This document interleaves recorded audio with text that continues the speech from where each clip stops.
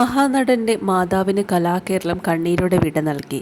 പൂജപ്പുരം മുടവൻമുകൾ ഹിൽവ്യൂവിന്റെ പറമ്പിൽ ഭർത്താവും മൂത്ത മകനും അന്ത്യവിശ്രമം കൊള്ളുന്ന മണ്ണിൽ ശാന്തകുമാരി അമ്മയും അലിഞ്ഞു ചേർന്നു. മകൻ മോഹൻലാൽ അന്ത്യകർമ്മങ്ങൾ നിർവഹിച്ചു. ചൊവ്വാഴ്ച ഉച്ചയ്ക്ക് അന്തരിച്ച ശാന്തകുമാരി അമ്മയുടെ മൃതദേഹം കൊച്ചി എളമക്കരയിലെ വീട്ടിൽ നിന്ന് ബുധനാഴ്ച രാവിലെയാണ് തലസ്ഥാനത്തേക്ക് കൊണ്ടുവന്നത്.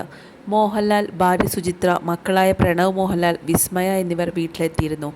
രാവിലെ മുതൽ അന്ത്യോപചാരം അർപ്പിക്കാനും മോഹൻലാലിനെ ഒരു നോക്ക് കണ്ട് ആശ്വസിപ്പിക്കാനും സുഹൃത്തുക്കളും ബന്ധുക്കളും തിരക്ക് കൂട്ടി. അമ്മ മടങ്ങുന്ന പകലിൽ വീർപ്പുമുട്ടലും തേങ്ങലും അടക്കി അദ്ദേഹം എത്തിയവരെ വണങ്ങി. ഉച്ചയ്ക്ക് ശേഷം 3 ഹരേ രാമ മന്ത്രത്തിന്റെ പശ്ചാത്തലത്തിൽ മോഹൻലാലും ബന്ധുക്കളും അമ്മയ്ക്ക് അന്ത്യകർമ്മങ്ങൾ ചെയ്തു. 4 മൃതദേഹം മുൻവശത്തെ വാതിലിലൂടെ പുറത്തേക്കെടുത്തു. മോഹൻലാൽ ശവമഞ്ചത്തിന് മുൻപിൽ വലതുവശം ചുമന്നു. നടന്റെ ഭാവപകർച്ചയില്ലാതെ അമ്മ കൈവിട്ട മകന്റെ മനോവ്യത ആ മുഖത്ത് പ്രകടമായിരുന്നു.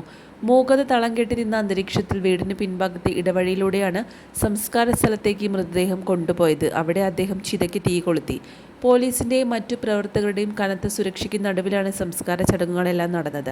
ഗവർണർ രാജേന്ദ്ര വിശ്വനാഥ് ആർക്കലേക്കർ, മുഖ്യമന്ത്രി പിണറായി വിജയൻ, കേന്ദ്രമന്ത്രി സുരേഷ് ഗോപി, ഭാര്യ രാധിക, മന്ത്രിമാരായ മുഹമ്മദ് റിയാസ്, വീണ ജോർജ്, അബ്ദുറഹ്മാൻ എന്നിവർ വീട്ടിലെത്തി അന്ത്യാഞ്ജലി അർപ്പിച്ചു.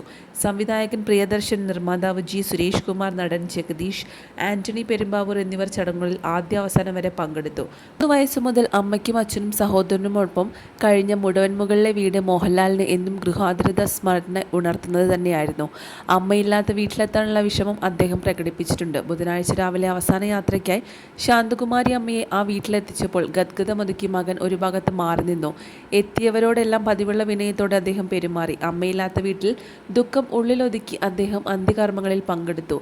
ബുധനാഴ്ച രാവിലെ മുതൽ മുടവൻമുകളിലെ വീട്ടിലേക്ക് അന്ത്യദർശനത്തിനായി അണമുറിയാതെ ജനപ്രവാഹമായിരുന്നു. VIP-മാരും കലാ-സാംസ്കാരിക രംഗത്തെ പ്രമുഖരും പ്രിയ നടനെ കാണാനും അമ്മയ്ക്ക് അന്ത്യാഞ്ജലി അർപ്പിക്കാനും എത്തിയിരുന്നു. ഭൗതിക ശരീരം എത്തിച്ചതിനു പിന്നാലെ മോഹൻലാലിന്റെ ഭാര്യ സുചിത്രയും മകൾ വിസ്മയും എത്തി. 11 മണിയോടെയാണ് മകൻ പ്രണവ് മുടവൻമുകളിലെ വീട്ടിലെത്തിയത്. പകൽ മുഴുവനും പൂജപ്പുരം മുടവൻമുകൾ റോഡും പരിസരവും ഗതാഗത തിരക്കിലമർന്നിരുന്നു. അമ്മയെ വിളിക്കാൻ ഒരിക്കൽ പോലും മോഹൻലാൽ മറക്കാറില്ല.